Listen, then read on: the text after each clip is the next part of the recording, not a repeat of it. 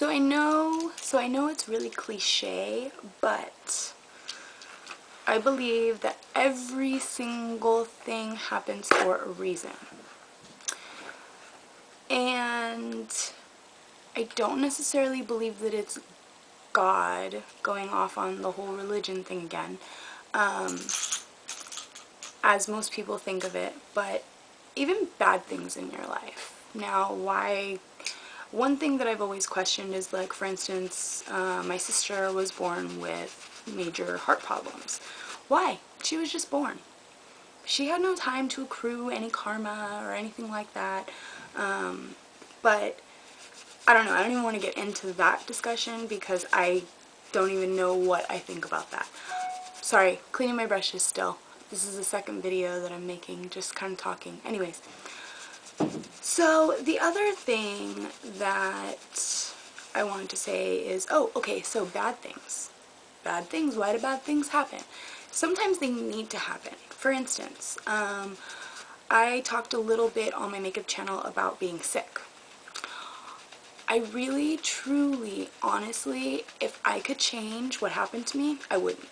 I wouldn't change any part of it, and not because of the whole typical response, oh, it makes me who I am today, and blah, blah, blah, blah, blah, but in the sense that the way that I was living my life before I got sick, not that I was, like, living it recklessly or anything like that, but I think that I needed to go through the things that I did in order to change my mindset, because I was very judgmental of other people, and in turn I was very judgmental of myself, and I based a lot of things on image, and this was not like an overnight process. Like, someone just commented on my whole philosophy video on my makeup channel saying that I was a hypocrite because image made me feel better, and that's fine if you want to think I'm a hypocrite, but my whole thing is that it's not like an overnight process. So yes, learning to do makeup and doing my makeup made me feel better because I felt like shit because of my image. It took a few years for me to realize that image is not important, or for me to realize that. There were steps building up to that. But just to give you guys, like, an example in my own head, I moved to New York in, what year was that? 2002. Stupid, moved there right after 9/11, couldn't find a job. I'm great with timing, by the way. Did I mention that? Anyway, so I moved to New York, couldn't find a job, had to move back. And I was so pissed because I so badly wanted to be in New York, and I really believe that there was a reason I wasn't supposed to be there, because like 8 months after the fact was when I was diagnosed with leukemia. Now, had I been living in New York, 3,000 miles away from my family, now I have family in Boston too, but still 3,000 miles away, honestly, I would have died. Like, no question about it, because I am kind of a hypochondriac, and I will go to the doctor if something's wrong with me, but to be honest, when I was getting sick, I didn't think anything serious was wrong with me. Like, I knew there was something wrong, but I just thought it was like strep throat, or I don't know. And I'll post another video about that because people keep asking about, like, my cancer or whatever. But anyways, so I just didn't... Anyways, so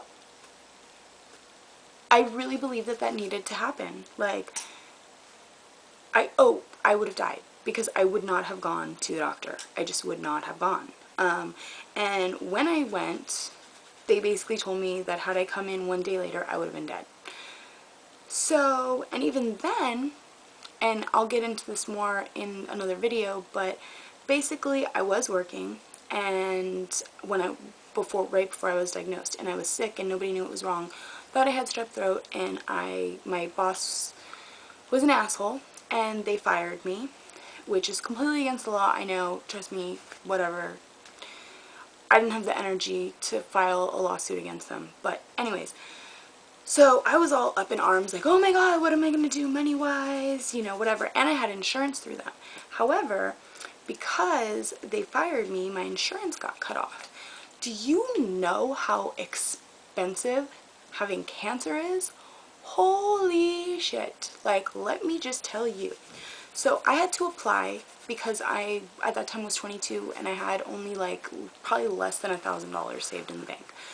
So it was kind of a blessing in disguise because I had to apply for like state aid, Medi-Cal, whatever, and I wasn't approved for the first like month or two almost. So when I got home from my first stint in the hospital, we got a bill that was like this thick, and it was for something like $680,000. That was just for the first month. Now, after that, I can't even tell you how many biopsies I had, which are very expensive. My oral chemo. I had other hospital stays after that. All of my pain medicines, all my pain medicines, like, had I not been fired and had I had insurance, my bills probably would have been like over $1 million. Like, easy. And if I had insurance and had to make co-payments on that, oh my god, I would have been in debt until, who knows, I would have been probably in debt for a lot of money. Stupid phone. Annoying. Anyway, so yeah, it all kind of like works out. Even though something might be bad, you might see it as bad, you might not see why it's happening right away. It might take a month, might take 6 months, might take a year.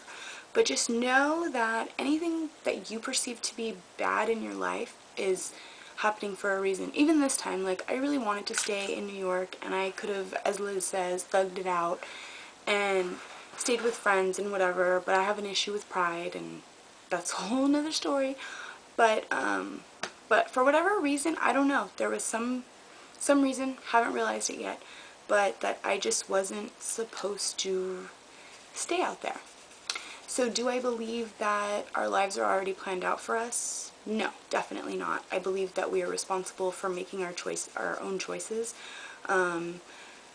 But I also believe that every little thing you do is for a reason. Even you watching this video right now, the fact that you clicked on this and the fact that you subscribed to me is because you needed to hear this. So there you go.